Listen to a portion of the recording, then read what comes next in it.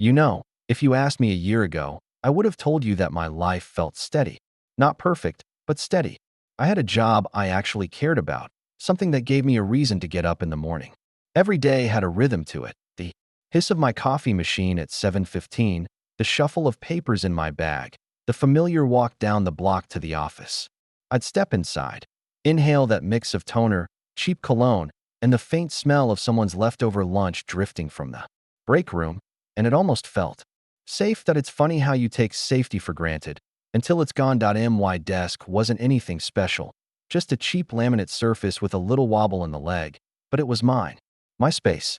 The photos pinned to the divider, the half-dead plant I kept insisting I'd revive, the coffee rings that told stories of long days and late nights. And the people, they weren't just coworkers. At least, I didn't think of them that way. We'd laugh at each other's dumb jokes, celebrate birthdays with sad little store-bought cakes, complain about management in whispers over microwaved lunches. It felt like family, and I was proud of that. Proud of being part of something that felt like it would last. That I still remember my first day there. God, I was nervous. I must have checked my reflection in the elevator doors a dozen times, smoothing down my shirt, practicing my smile.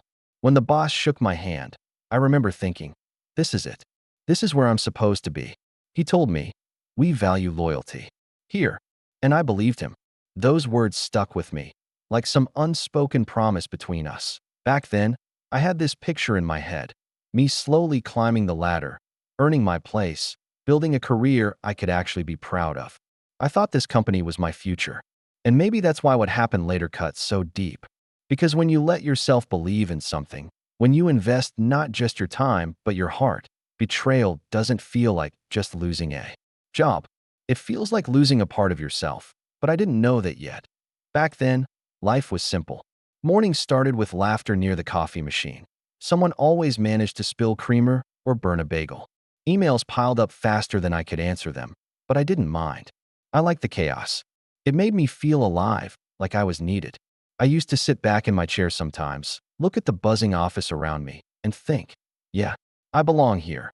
And maybe that's the cruelest part of all. How normal everything felt before it all changed. Because if I'd known what was coming, if I'd seen the storm gathering in the distance, I might have braced myself. But instead, I was just there, smiling, comfortable, completely unaware that everything I thought was stable was about to shatter. If you really want to understand what happened to me, you need to understand my sister. Growing up, she was the kind of person people naturally gravitated toward. The golden child, as I used to call her, though never out loud, of course. She had this charm, this way of lighting up a room, and my parents, well, they adored her. I mean, adored. To the point where sometimes it felt like the rest of us were just background characters in her spotlight. That I can still see it so clearly. Birthdays. Mine, hers, it didn't matter. Somehow, hers always turned into grand productions. Streamers, balloons, big shiny gifts with perfect bows on top.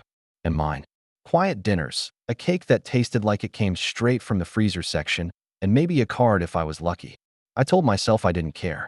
Told myself it didn't matter who got the bigger slice of attention. But if I'm being honest, it did.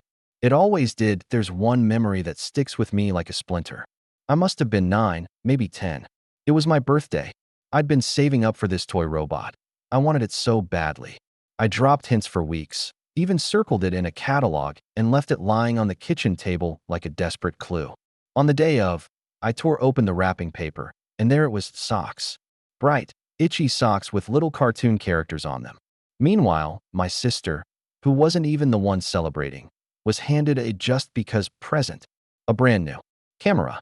I laughed it off, said I didn't mind, but deep down, that was the first time I realized what favorite really meant. Fast forward to adulthood, and nothing really changed. She still had that aura, that natural spotlight, and my parents still fed it. I made peace with it, or at least I thought I did. I told myself I didn't need to compete, that I had my own path, my own worth. But when she walked into my workplace, the one place that felt entirely mine, it felt like history was repeating itself. The first time she visited the office, everyone was instantly drawn to her. My coworkers leaned in closer when she spoke. The boss laughed louder at her jokes. I sat there, watching from my desk, this quiet knot twisting in my stomach.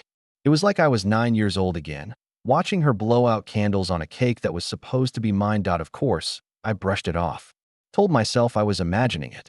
Told myself it was harmless. But even then, I felt it, that subtle shift. The way the air seemed different when she was around. The way eyes lingered on her just a second too long. It's strange, isn't it? How family dynamics follow you, no matter how far you think you've come. I'd built this whole new life for myself. This job, these coworkers, this fragile sense of belonging. And the second she stepped into that space, it was like the ground beneath me tilted. And maybe that's when the first crack appeared. The first tiny fracture in the foundation I thought was so solid. Looking back, I think the first warning signs were so small, I almost convinced myself they weren't there. Almost. It started with whispers, the kind you catch just before a door closes. Meetings I wasn't invited to, conversations that went quiet the second I walked into the break room. I told myself it was nothing. Offices have politics, right? People gossip.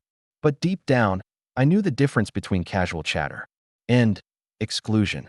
Then there was the way the boss suddenly lit up whenever my sister came around. She wasn't even working there. She'd just dropped by under the excuse of saying hello, and somehow, the whole energy of the office shifted. He'd straighten his tie, crack a smile I hadn't seen in years, laugh like her presence alone was some kind of morale boost. Meanwhile, I was still sitting at my desk, head down, grinding through the endless to-do list that actually kept the place running. I remember one afternoon, I stayed late finishing a project. My boss passed by, barely glanced at my work, and muttered, "Yeah, thanks for that." But the next day, when my sister stopped in for 5 minutes and offered some half-baked idea about redesigning the break room, he acted like she'd just solved world hunger. He clapped her on the back, told her she had a sharp mind, and I just sat there, staring at my screen, trying to keep my jaw from tightening. It's amazing how quickly self-doubt seeps in. I'd always thought of myself as solid at my job, not flashy, not the office superstar, but dependable. And suddenly, I found myself second-guessing everything. Was I not good enough? Was I just replaceable? The cracks widened little by little. She'd show up more often. Helping out, they called it. I'd walk past the conference room and see her sitting there beside the boss, laughing, nodding, taking up space that used to be mine. People started going to her with questions instead of me. And that knot in my stomach, the one that started when she first stepped through those office doors, kept pulling tighter. One night, I couldn't sleep. I sat in the dark, scrolling through emails, rereading the ones where my work was praised, where I'd been told I was valued. I clung to them like lifelines, trying to convince myself I wasn't imagining the shift. But the truth was already staring me in the face. Something was changing. The ground beneath me wasn't steady anymore. And the thing about cracks? At first, they're invisible. You don't notice them unless you're looking closely. But once they're there, no matter how hard you try to ignore them, they only grow. I didn't know it yet. But those tiny fractures were leading to something much bigger. Something I wasn't ready for. The day it happened started off like any other. That's the part that still gets me. How normal it all felt. Right up until the floor was ripped out from under me. I walked into the office with my usual coffee, nodding at the receptionist, logging into my computer like it was just another Tuesday. Emails, reports, deadlines, the rhythm I'd come to know so well. If I'd known what was coming, maybe I would have taken a moment to breathe. Maybe I would have stared a little longer at my desk, touched the framed photo I kept beside my monitor, or savored that last sip of lukewarm coffee. But I didn't. I just went about my day, blind to the knife waiting behind the curtain. Around noon, my boss called me into his office. His tone was clipped, too polite. You know that kind of politeness that makes your skin crawl, like someone rehearsed it in the mirror beforehand? Yeah, that. I stepped inside, sat down across from him, and noticed he wouldn't even look me in the eye. His hands were folded on the desk, knuckles white. "I'm sorry," he started, "but we're going to have to let you go." For a second, I thought it was a joke. My brain literally rejected the words. I blinked at him, waiting for the punchline. But his face stayed stiff, serious. "Wait. What?" My voice cracked before I could stop it. "Let me go?" "What?" He muttered something about restructuring, about new directions for the company. Words that felt like empty placeholders, flimsy excuses meant to soften the blow. But nothing about it softened. It was a sledgehammer straight to the chest. I think I went numb. My ears were ringing, like the whole room had collapsed into static.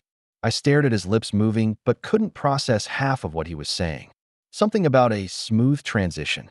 Something about appreciating my time here. It was all just noise that I packed up my desk in a daze. One by one, I dropped pieces of my life into a cardboard box. The photo, the plant I never managed to revive, the pins I'd stolen from the supply closet. My coworkers avoided my eyes. No one said a word. The only sounds were the scrape of my chair and the faint hum of the copy machine. And then, the final twist of the knife. As I was walking out, clutching that stupid box of memories, I caught a glimpse through the glass wall of the conference room. There she was, my sister, sitting in my chair, laughing with my boss, like she belonged. That's when it hit me. I wasn't being let go. I was being replaced by my own blood. I stopped in the hallway, heart pounding in my ears. My hands trembled around the box. I wanted to storm in there, scream, demand an explanation. But all I could do was stand there, frozen, watching her slide into the spot I'd worked years to earn. The humiliation burned hotter than the anger. To be tossed aside was bad enough. But to be tossed aside for her, the golden child, the favorite, it was almost laughable. Almost. And in that moment, I realized something painful. Loyalty is a one-way street when the people on the other side are only looking out for themselves. When I got home that day, I dropped the box on the floor and just stared at it. It sat there like a coffin, stuffed with pieces of a life that didn't exist anymore. The photo frame tilted to the side, the dead plant soil spilling out onto the carpet, pins rattling at the bottom like loose bones. I sank into the couch and felt this wave of emptiness. Not anger, not sadness, just hollow. Like someone had scooped out everything inside me and left nothing but silence. I kept replaying the moment in the office, the words, the way my sister looked so comfortable sliding into my chair. Each time the memory hit, my chest tightened until I thought I might actually break apart. Hours passed, and I barely moved. The daylight outside faded to night, and still I sat there, the only light coming from the glow of my phone screen. Unread messages piled up. A bill reminder buzzed across the screen, then another. I didn't even open them. I tried to distract myself, turned on the TV, scrolled through social media, but every little thing seemed to mock me. Coworkers posting office selfies, my sister tagged in a new beginnings photo with the caption, "Excited for this chapter." My blood boiled. But beneath the anger, there was something darker. Doubt. Was I not good enough? Was this my fault? I'd worked late nights, gone the extra mile, played by the rules. And yet, here I was, sitting in the dark, unemployed, while she got handed everything on a silver platter. I thought about that word the boss used, restructuring. Restructuring what? Restructuring me out of my own life? The spiral kept pulling me under. One moment I was furious, imagining storming back into the office and throwing the truth in their faces. The next, I was exhausted, barely able to lift my head, wondering if I'd wasted all those years. And then came the memory. I couldn't stop seeing my parents' faces the day I told them I'd landed the job. My mom hugged me so tight, my dad clapped me on the back with that rare look of pride in his eyes. I held on to that moment for so long, thinking I'd finally proven myself. But now, all I could picture was them turning to my sister, smiling even wider, telling her how proud they were that she stepped up. That thought gutted me. At some point, I realized I was still sitting in the same spot, staring at the same box on the floor. The silence in the room felt heavy, pressing down on me. I wanted to scream, to break something, to do anything to stop feeling like I was drowning. But instead, I just sat there, numb, because here's the thing about spiraling. It doesn't look like chaos on the outside. It looks like stillness, like someone frozen in place while their mind spins out of control. And that's exactly where I was. After days of sitting in that fog, half asleep, half awake, drowning in my own thoughts, something finally snapped. I was scrolling through old files on my laptop, trying to distract myself from the constant reminder of unemployment, when I stumbled across a folder I hadn't opened in years. Inside were scanned copies of contracts, deeds, signatures, documents I'd almost forgotten about. And then it hit me that I wasn't just a tenant of that office. I wasn't just an employee. I was the landlord. Years back, when the company was looking for a new space, I took a risk most people my age wouldn't have even considered. I'd been saving, investing quietly, keeping my cards close to my chest. And when the opportunity came, I bought the building.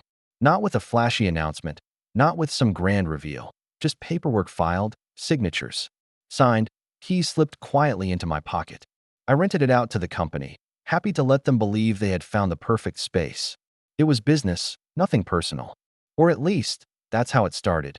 But now, sitting there in the dim glow of my laptop, it felt like fate had been waiting for this exact moment. That I scrolled through those documents slowly, my fingers tracing the digital signatures like they were lifelines. The purchase agreement, the leasing contract, the clause that gave me final say on tenancy. Every line was a reminder. They thought they held all the power, but the truth had been in my hands all along. That it almost made me laugh. The boss, sitting there with his smug, new direction speech. My sister, sliding into my chair like she'd earned it. None of them had a clue that the very ground they were standing on belonged to me. I leaned back in my chair, a smirk tugging at the corner of my mouth for the first time in weeks. For days, I'd felt like I'd lost everything. But now, maybe I hadn't lost it all. Maybe they were the ones who had no idea what storm was heading their way. A flashback hit me then. Me, younger, sitting at the lawyer's office, pen in hand, nerves buzzing through my chest as I signed the papers. I remember the lawyer asking, "Are you sure about this? It's a big commitment." And I had smiled, shaky but determined, and said, "Yes, it's worth it." I didn't know it then, but that decision would become my shield. My ace. The anger inside me shifted into something else. Calm, controlled, sharp-edged. For the first time since I was fired, I didn't feel powerless. I didn't feel like the background character in someone else's story. No, I had the pen, and the ink was still wet. They thought they could erase me, replace me, humiliate me. But they forgot one very important detail. You can't fire the person who owns the building. Once the shock of rediscovering the truth settled, I felt something I hadn't felt in weeks. Control. Not complete, not overwhelming, but enough. Enough to sit up straighter, enough to breathe without that knot in my chest. And with that came a decision. I wasn't going to storm into the office waving contracts and shouting gotcha. That's what they'd expect. The angry, bitter version of me. No, if I was going to do this, I was going to do it on my terms. Calm, quiet, controlled. I went back. The first time I walked into the office after being fired, I swear I could feel every pair of eyes on me. Whispers followed me down the hall, the kind people think you can't hear. I didn't rush. I didn't scowl. I just walked slowly like I had every right to be there. Because the truth was, I did, and then I saw her. My sister, sitting in my old chair, laughing, spinning slightly side to side like it was a toy instead of a desk I'd poured years into. The boss stood beside her, leaning down, pointing at her screen like she was the prodigy he'd been waiting for. For a second, my jaw tightened. The urge to march over and rip her out of that seat pulsed through me. But I swallowed it. I just smiled, nodded a polite hello, and kept walking. Inside, though, it was like standing in the eye of a hurricane. The chaos was there, the fury, but I was steady. Because I knew something they didn't. And that secret was like armor. Over the next week, I made a habit of dropping by. Not every day, not enough to look desperate, just enough to remind them I was still around. I'd pop into the lobby, chat with the receptionist, grab a coffee with an old coworker, linger just long enough in the hallways to catch my sister's forced little smiles that I could see it in her eyes. The question she didn't dare ask. Why are you here? Why aren't you gone? And that was the beauty of it. She didn't know. None of them did. That I'd sit across the street sometimes, watching through the office windows, sipping my coffee like a casual passerby. To them, maybe I looked like I was clinging on, too stubborn to move on. But in reality, I was studying, waiting, letting the weight of my silence do the work. Because sometimes the most powerful thing you can do isn't to shout, or rage, or demand justice. Sometimes it's to sit back, smile, and let the storm gather quietly behind you.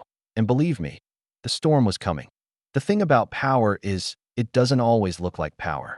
It's not loud. It's not flashy. Most of the time, it's hidden in plain sight, tucked away in signatures and contracts, waiting for the right moment to be used.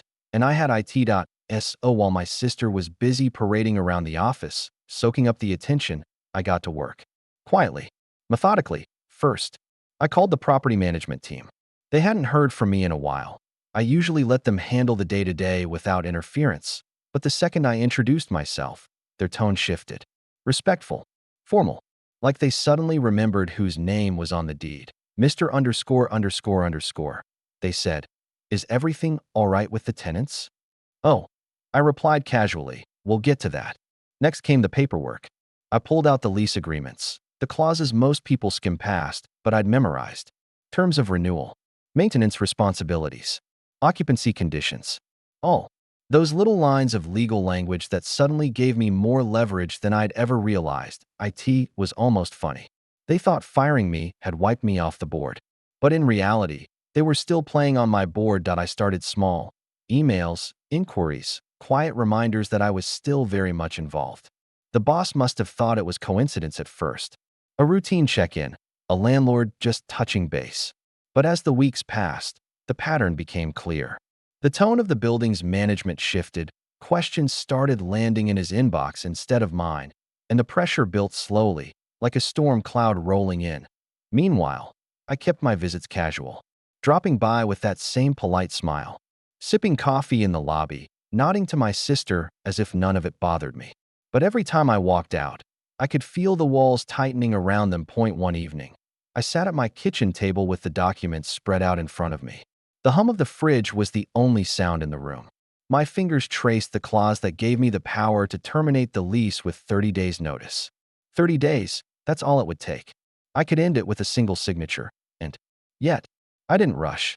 Because this wasn't just about revenge. It wasn't about throwing them out and laughing at their downfall. No, this was about timing. About making them realize what they had done, who they had underestimated. I wanted them to feel the ground shift beneath their feet the way it had shifted under mine when they fired me. To feel the cracks spreading, the uncertainty creeping in. The realization that the power they thought they had was never really theirs. I pulled the strings slowly. A call here. A reminder there. A casual, "let's review the lease terms," slipped into a conversation. And all the while, I watched as the boss grew more restless, my sister's smile more forced, the once bright office energy dimming under the weight of something they couldn't quite name.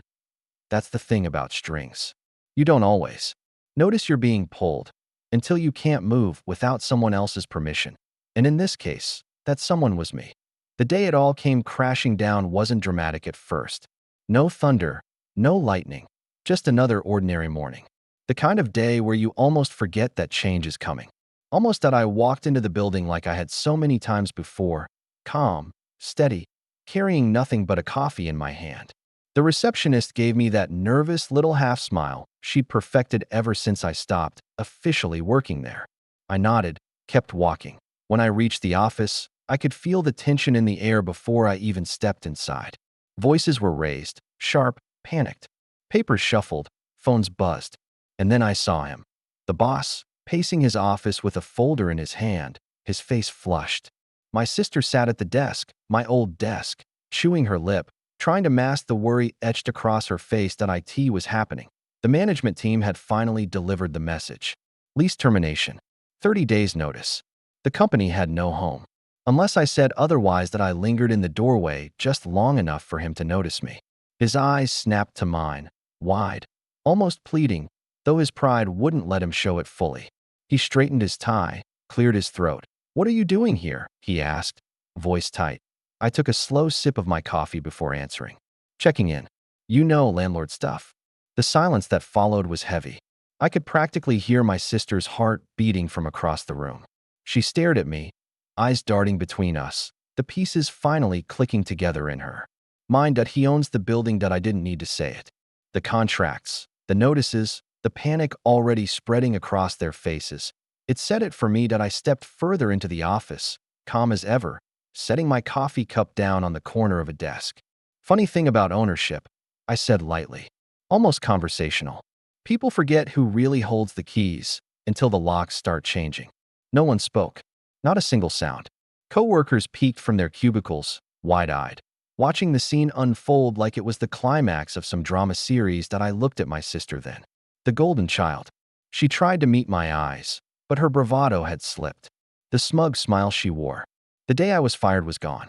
In its place was uncertainty, fear, maybe even guilt. And in that moment, I didn't feel the rage I thought I would. I didn't want to shout, didn't want to gloat. Instead, I just felt steady, vindicated. Like the scales had finally balanced that I turned back to the boss, who was still gripping that folder like it might save him. Don't worry, I told him softly. This isn't about revenge. It's just business. The kind of business you should have thought about before you threw me out like I was nothing. His face reddened, but he didn't argue. What could he say? The truth was written in ink, stamped with my signature. I let the silence stretch one last time before I picked up my coffee and headed for the door. Behind me, I heard the whispers, rising again, not about me this time, but about them. The boss, the sister, the collapse of their little illusion of control. And for the first time in weeks, maybe months, I walked away without a weight on my shoulders, because they finally knew. It's strange, isn't it? How the end of a storm doesn't come with a bang, but with a quiet stillness. That's how it felt walking away from that office for the last time. No fireworks, no dramatic applause, just the steady sound of my footsteps echoing down the hall, and the weight of silence that followed me out the door. For weeks, I had been tangled in anger, betrayal, and the bitter taste of injustice. But as the truth settled, as they realized what they had done to the very person who held their foundation together, I felt something I hadn't in a long time. Peace, not joy, not even satisfaction. Just peace that I didn't need to see my sister's downfall or my boss's panic spiral into ruin. That wasn't the point anymore. The point was, I wasn't powerless. I wasn't the discarded employee they tried to replace like a broken stapler. I was the one who had built something lasting, something they couldn't take away no matter how hard they tried. And maybe that was the real lesson. You see, betrayal doesn't erase your worth. It just reveals theirs. Or in this case, their lack of it. I still remember the first day I was hired there. The handshake with my boss, the promises of loyalty and growth. I remember walking into that office thinking, I'd found a second home, a family. And maybe, for a while, I had. But homes aren't supposed to throw you out when someone shinier walks in. Families aren't supposed to trade you like currency. When they did, I thought I'd lost everything. But what I learned is, I was never defined by that desk, that job, or even their approval. What defined me was the foundation I quietly built while no one was watching. And the irony, the building they worked in, the place they thought was their castle, was mine all along. Life has a way of writing its own punchlines, doesn't it? Looking back, I don't regret how it played out. Not anymore. Because if they hadn't fired me, if they hadn't betrayed me so blatantly, I might never have remembered my own power. I might have kept tying my self-worth to their validation instead of realizing I already had more than enough. As for my sister, I don't hate her. Not anymore. I pity her in some ways. She was handed everything on a silver platter, but she never learned how to build anything of her own. That seat she stole from me, it wasn't earned, it was borrowed. And borrowed things never last. These days, I drive past that building sometimes. Not to gloat, not to stir old wounds. Just to remind myself. The windows still gleam in the morning sun, people still shuffle in with their coffee cups and tired eyes. To the world, it looks like any other office. But to me, it's a monument, a reminder of who I am, and of the day I stopped letting other people decide my worth. If there's anything I've learned from all of this, it's this. Never underestimate the quiet strength of what you've built. People can betray you, replace you, even laugh in your face. But if your foundation is strong, they can't erase you. And when the storm finally clears, you'll see it too. The peace that comes from knowing you never needed them as much as they needed you.